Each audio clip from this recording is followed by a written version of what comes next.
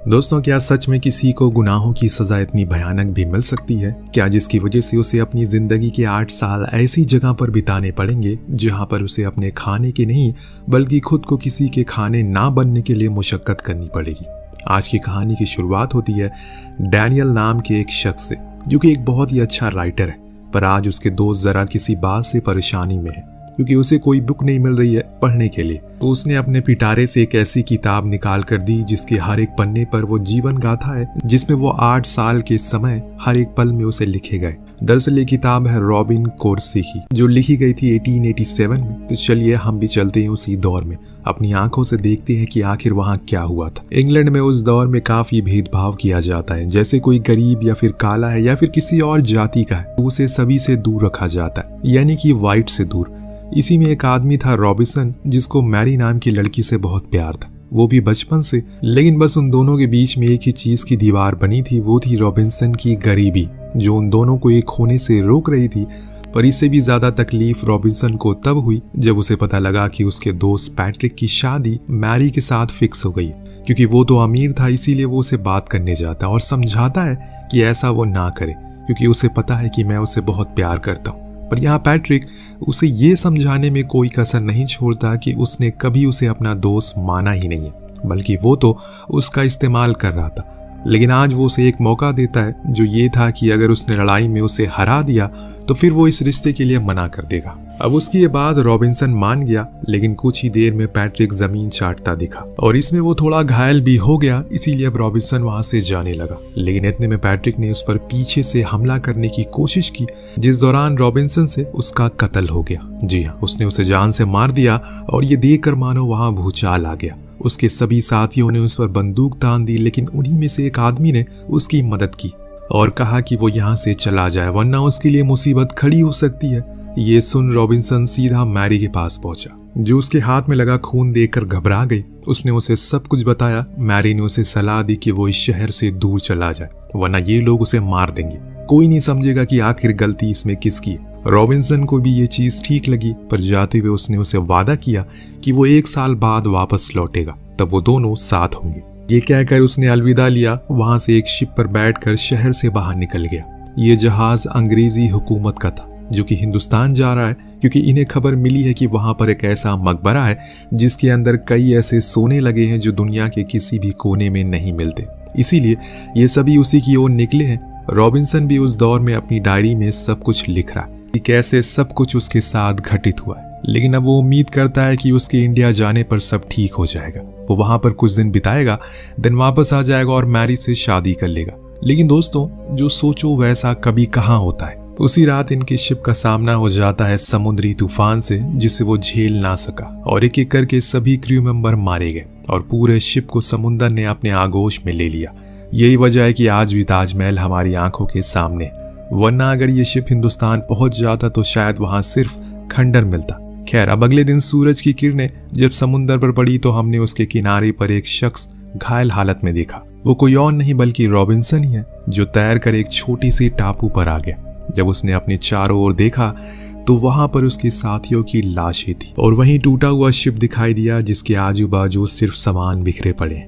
उसने आज पूरा दिन तो अपने साथियों को बड़ी ही इज्जत के साथ दफन किया, फिर उनके लिए प्रे भी किया ताकि उनकी आत्मा को शांति मिल सके। देन उसने अपनी सेफ्टी के लिए उस शिप की ओर रुख किया, जहां पर उसे कुछ हथियार तो मिल गए, साथ में कैप्टन का डॉग भी मिला जो कि बच गया था, और इसीलिए उसने उसे अपने साथ रख लिया और वापस टापू की ओर आ गया। जिसके बाद वो अपने खाने पीने के सामानों को इकट्ठा करना शुरू करता है। कुछ इस तरह से उसका पहला दिन इस अनजान आइलैंड पर बीत गया। लेकिन अगले दिन उसकी किस्मत खुली। उसे अपने सामने एक शिप आते हुए दिखा। उसने फौरन ही अपनी इकट्ठा की हुई लकड़ियों में आग लगा दी और उन्हें संदेश देने की कोशिश में लग गया। पर अफसोस कि वो बहुत दूर थे। जिस तरह से प्यासे के सामने समुंदर है पर वो उसे पी नहीं सकता, उसी तरह से रॉबिन्सन के सामने शिप तो है लेकिन वो उसे अपनी ओर बुला नहीं सकता। तो यानी कि एक और उम्मीद चली गई। लेकिन इससे रॉबिन्सन को तोड़ दिया, क्योंकि आज से उसने कभी किसी अनजान आइलैंड पर खुद के जीवन को व्यतीत नहीं किया। ये सफर उसके लिए काफी मुश्किल होने वाला है, लेकिन हम और आप उसका साथ देंगे। तो बस बने रहिए और देखते रहिए। आज जो कुछ भी हुआ उसके बाद से रॉबिन्सन ने यह मान लिया कि अब यही उसकी जिंदगी है। उसकी जिंदगी अब वही संवार सकता है और कोई भी नहीं आने वाला उसे बचाने के लिए। तो अब उसे खुद को इस वातावरण में ढालना होगा, जिसकी पहली शुरुआत वो घर बनाने में लगाता है। उसने एक पेड़ के ऊपर अपना छोटा सा घर बनाकर तैयार कर लिया और उसमें उसने उन चीजों को भी रखा जो उसे अपने शिप से मिले हैं, जैसे कि कैप्टन का डॉग जिसका नाम उसने जैक्सन रखा है। दोनों ही अकेले एक दूसरे के साथी बने हुए और अपने अपने अकेलेपन को दूर कर रहे हैं। लेकिन कभी कभी रॉबिन्सन को बहुत बुरा लगता है कि वो मैरी के पास नहीं है। कई बार तो उसने उसे इमेजिन करता है कुछ इस तरह से उसकी जिंदगी 1 साल यहाँ पर बिता दिया। लेकिन अब तो उसे आदत सी हो गई है।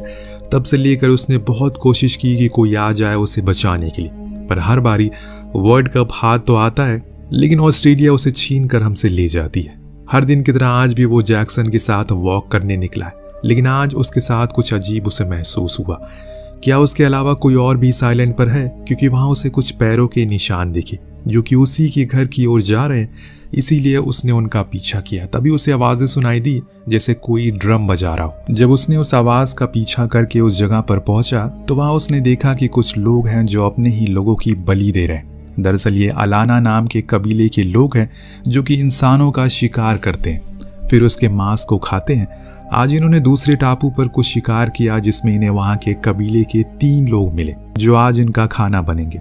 लेकिन उससे पहले कि वो उन्हें मारे, रॉबिन्सन शूट कर उनमें से एक आदमी को मार देता है, पर इससे और भी सब वहां से भाग गए। पर एक आदमी रह गया जिसे उन्होंने बांध रखा था। रॉबिन्सन उसे आजाद करता है, पर उस आदमी को लगता है कि वो कोई एलियन है क्योंकि उसकी चमड़ी गोरी थी। वो उसके ऊपर ही हमला करके उसे बंदूक को छीन लेता है। तभी वहां पर अलाना के लोग वापस आते हैं और इन पर हमला कर देते हैं, लेकिन रॉबिन्सन उन सभी को शूट करके मार डालता है। तब उस आदमी को थोड़ा बहुत समझ आता है कि ये शख्स उसकी जान बचाने आया है, पर अभी भी उसे कुछ शक था। पर रॉबिन्सन तो उसकी हरकत से बहुत गुस्सा था, इसीलिए वो उसे कुछ अंग्रेजी गालियां देकर वहां से निकल गया।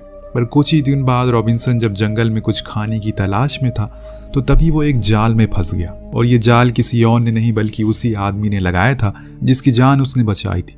लेकिन रॉबिन्सन तो उसके जाल से बहुत ही आसानी से रिहा हो गया। जो देख वो आदमी भी हैरान था, इसीलिए वो उसके पीछे पीछे गया। जब उसने उसका घर देखा तब उसे समझ आया कि ये बंदा अलग है। रॉबिन्सन ने भी उसे धुतकारा नहीं बल्कि उसे एक नाम दिया जो कि था फ्राइडे। फिर खुद के साथ रखा ताकि वो भी उसकी चीजों को समझ सके, उसकी भाषा को समझ सके जो कि वो समझ और सीख रहा था। समय के साथ साथ दोनों ही अच्छे दोस्त बन गए। एक रात खाने के वक्त फ्राइडे अपने गॉड के बारे में बताता है कि वो कैसे दिखते हैं। ये भी पेंट करके बताता है जो थोड़े बहुत मगरमच्छ जैसे थे। और ये देख रॉबिन्सन हंसने लगा और कहा कि ये तो क्रोकोडाइल है, ये कैसे गॉड हो सकते हैं, इन्हें खुद किसी और ने बनाया है। अब वो खुद के गॉड के बारे में बताता है और उसे बाइबल पढ़ने को देता है।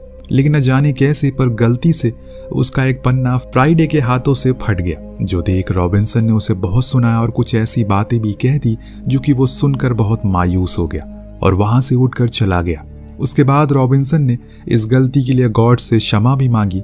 जब कुछ दिन उसे अकेली बिताए तो उसे एहसास हुआ कि फ्राइडे से ये चीज गलती से हो गई थी। उसने खामखा इतना ज्यादा उसे सब कुछ बोल दिया, इसीलिए अब वो उसे ढूंढने गया। फिर उसे माफी मांगने के लिए जाता है, लेकिन फ्राइडे उसे बात नहीं करता। तो रॉबिन्सन उसी की भाषा में 2-4 शब्द कहता है जो उसने सिखाए थे उसे। अब ये सुनकर वो खुश हुआ। फिर ये दोनों की दोस्ती शुरू हो गई।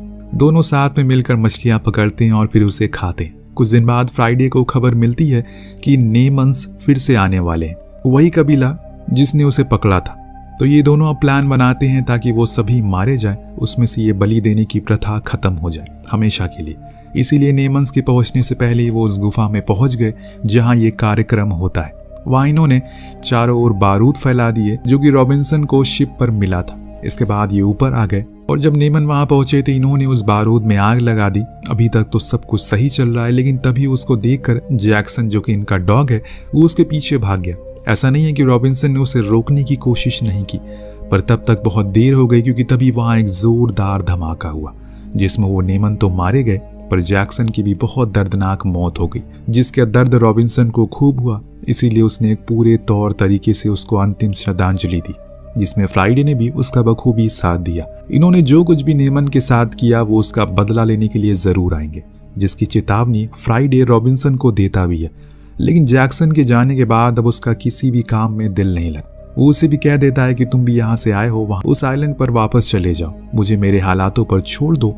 तो फ्राइडे ने पूछा कि आप कहाँ से, किस आइलैंड से आए हो? तो उसने जवाब दिया कि ग्रेट ब्रिटेन। जोसन वो थोड़ी देर सोचा और बोला कि ये तो मैंने कहीं सुना है। हाँ, मेरे पिता ये शब्द काफी बार इस्तेमाल करते हैं। हमारे आइलैंड पर ब्रिटिशर्स काफी ज्यादा आया करते हैं और हमारी जमीनों को अपनी जमीन बताकर हमसे छीन लेते हैं। उसके बाद हमारी औरतों को गुलाम बना लेते हैं। जो कोई और भी उनके साथ जाने को राजी नहीं होता वो उसे मार देते हैं। इतने बुरे लोगों के देश में आप कैसे रह सकते हो? अब यहाँ ऐसा कुछ भी होता है इसकी खबर तो रॉबिन्सन को कभी थी ही नहीं, पर यहाँ वो एक बात पर गौर करता है। जैसे कि फ्राइडे ने कहा कि वो उसके आइलैंड पर अक्सर आया करते हैं, यानी कि उसके आइलैंड से इंग्लैंड ज़्यादा दूर नहीं होगा, वो आराम से वहाँ जा सकता है। इसके लिए वो फ्राइडे को भी पूछता है, पर वो तो साफ साफ इनकार कर देता है। ऐसे गंदे देश में कदम रखकर वो अपने पैर गंदे नहीं करना चाहता।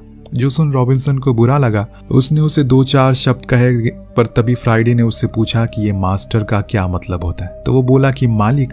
अब ये जानकर तो फ्राइडे को समझ आ गया कि अभी तक रॉबिन्सन उसे सिर्फ अपना गुलाम बनाकर रख रहा है और खुद को मालिक, जैसे कि हर गोरे लोग करते हैं। फिर क्या था, फ्राइडे को उस पर गुस्सा आ गया और उसने उसे तो जान से भी मारने की कोशिश की, पर वो दिल का अच्छा इंसान था, इसीलिए उसे बिन मारे ही वहां से चला गया। और फिर उसके बाद रॉबिन्सन अकेले ही अपने हाथों से एक छोटी सी बोट बनाने में लग जाता है। बहुत मेहनत मुशक्कत के बाद वो आधी से ज्यादा बोट बनकर तैयार हो जाती है। वहीं उसे एक मेहनत करता हुआ देख फ्राइडे उसके पास आकर कहता है उसने उसे कभी अपना मालिक नहीं बल्कि एक अच्छा दोस्त माना।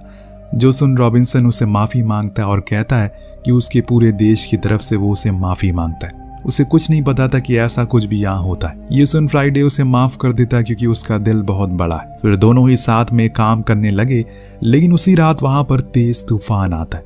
ये लोग अपने घर में आ जाते हैं, लेकिन जब अगले दिन तूफान थमता है तो ये देखते हैं कि इनकी बोट तो पानी में बह गई, जो कि सही संकेत नहीं है, क्योंकि अब इनके पास इतना भी समय नहीं है कि ये वापस से अपनी बोट को बना सके, क्योंकि नेमन के लोग अपने साथियों की मौत का बदला लेने के लिए कभी भी आ सकते हैं। जो सुन रॉबिन्सन बोलता है कि ठीक है, उन्हें आने दो, हम उनका डट कर सामना करेंगे, उसके बाद ही यहाँ से जाएंगे। अब फ्राइडे और वो मिलकर वहाँ ढेर सारे ट्रैप लगाना शुरू करते हैं। जैसे कि हमने सोचा था वैसे ही होता है।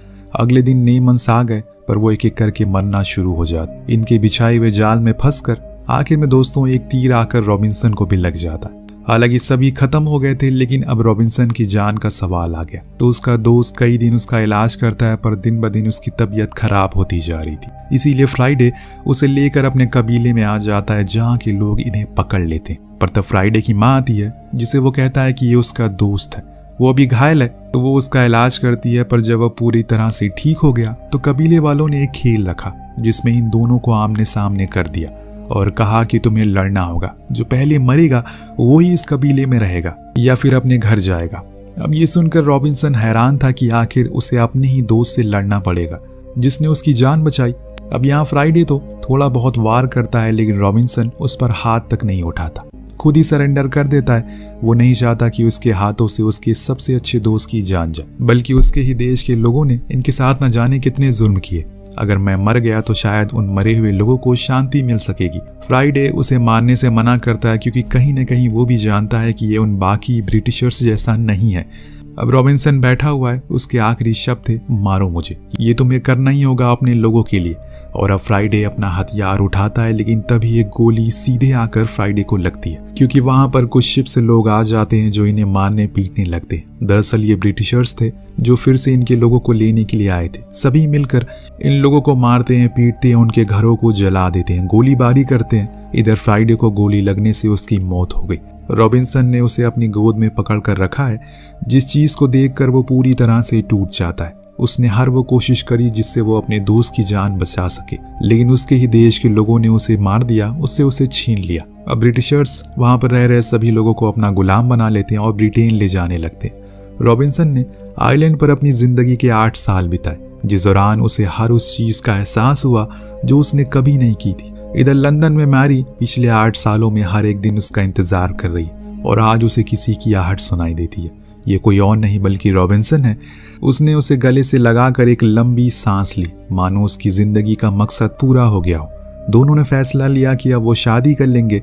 कुछ इस तरह से उस किताब का आखिरी पन्ना भी खत्म हो गया जिसे हेनरी पढ़ रहा था, और उसने अब ठान लिया कि वो इस कहानी को बड़े आकार में लिखेगा, ताकि सभी को पता चले कि रॉबिन्सन और फ्राइडे की दोस्ती के बारे में, और ये भी कि उन कबीलों वालों के साथ क्या क्या हुआ था। कहानी के आखिर में हम देखते हैं कि वहां से जाने से पहले फ्राइडे ने रॉबिन्सन को अपनी एक माला दी, ताकि वो हमेशा उसे याद करता रहे, और आज भी ये माला उसके पास है। ये कहानी दोस्ती की निशानी है जो दिखाती है कि दोस्ती किसी की मोहताज नहीं होती, ना ही धर्म की, जाति की, ना ही काले गोरे की। दोस्ती होती है सिर्फ एक दूसरे के लिए कुछ करने की, गुजरने की चाहत को।